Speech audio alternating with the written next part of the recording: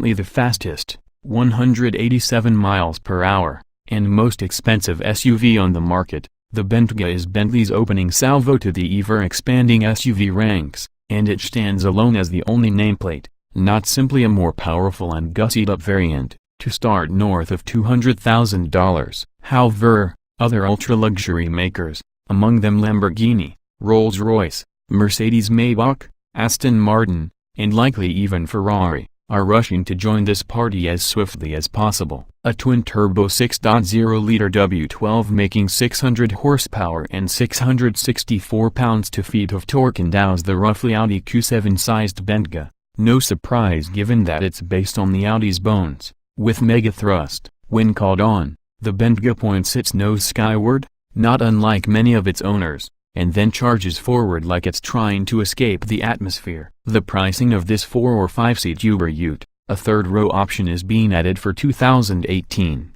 accelerates just about as quickly, with nearly endless options small and large, even including unusual and comprehensive falconry and fly fishing packages, as well as a $170,000 Tourbillon by Breitling timepiece.Both of our previous Bentayga tests took place in California running 91 octane fuel. As impressive as the results were, warping this nearly 6,000-pound SUV to 60 miles per hour in 3.5 seconds, we wondered if the W12 might run even stronger on the 93 octane readily available in our home state of Michigan. Short answer, nope. This latest Bentayga hit 60 miles per hour in 3.6 and the quarter mile in 12 seconds flat. The 60 mile per hour time was a tenth shy of the other two tests, but the rest of the numbers fell between those gathered in our two previous outings, including the 4.1 second 5 to 60 mile per hour blast and the 2.4 and 2.8 second 30 to 50 mile per hour and 50 to 70 passing times. That's still extremely quick,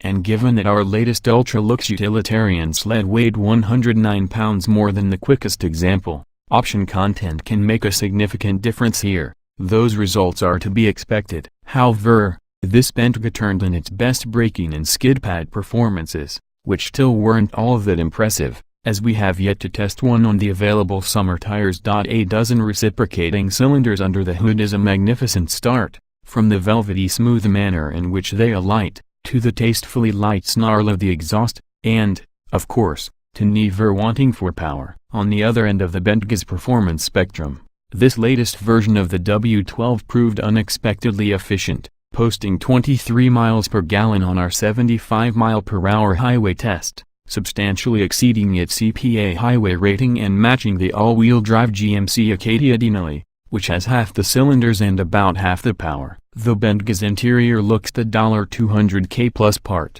with spectacular leather that extends all the way down the doors, where the cheapening out happens and leather turns to plastic on lesser vehicles, and over the entire headliner. Of the 15 available standard colors of leather, our car wore a stunning two-toned brown/beige. Other details worthy of the admiration of the numerous onlookers vying for a glimpse include an exquisite jewelry holder that clips into the front cup holders, elegant analog gauges, no digital cluster here to pander to the new money crowd, thank you very much, the artfully rendered interior door handles, and a metal gas cap so weighty that those unaccustomed may fumble it during the first removal. There's switchgear borrowed from Audi, such as the cruise control stalk and the steering wheel knobs, but at least it is slathered in enough chrome to set it apart. Although the Bentayga's limits aren't exceedingly high on the all-season tires our test car wore and the tire squealing starts early, it is ready to play near the cornering limit, where a dab of the brakes brings about a meaningful rear-end rotation. Plus,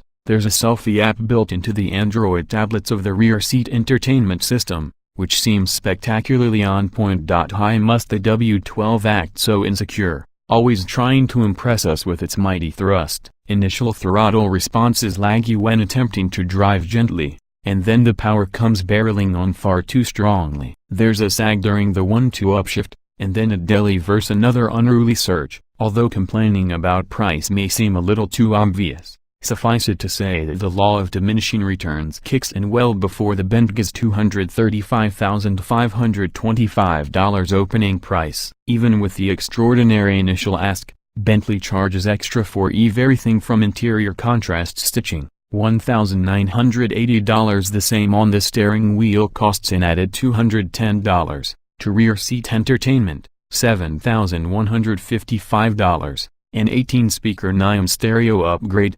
$4,690. A seat that folds out of the cargo area, $3,200. And the 4-seat configuration, $11,015. Not to mention a $7,870 package of electronic safety aids such as lane keeping assist, adaptive cruise control, night vision, and a head-up display. Even the heated steering wheel costs $455 extra. And at our $285,114 as equipped price, the Bentley lacks a power headrest adjustment. Its lane centering system annoyingly dithers the steering wheel, and the plastic e-shift lever was creaking in our car. This Bentley also doesn't ride as well or feel as structurally solid as the Q7, despite a high-tech adaptive suspension, and we prefer Audi's MMI infotainment as well. Also, in terms of practicality, the Bentley struggles to measure up, hauling only 9 carry-on size bags behind the second row, one less than the much smaller Ford Escape. Choose the 4-seat option and the second row doesn't fold, either. Those rear seats have a princely high seating height but not a lot of stretch-out room, some of which must be further sacrificed by sliding the seats forward if occupants want to enjoy much of their reclining capability.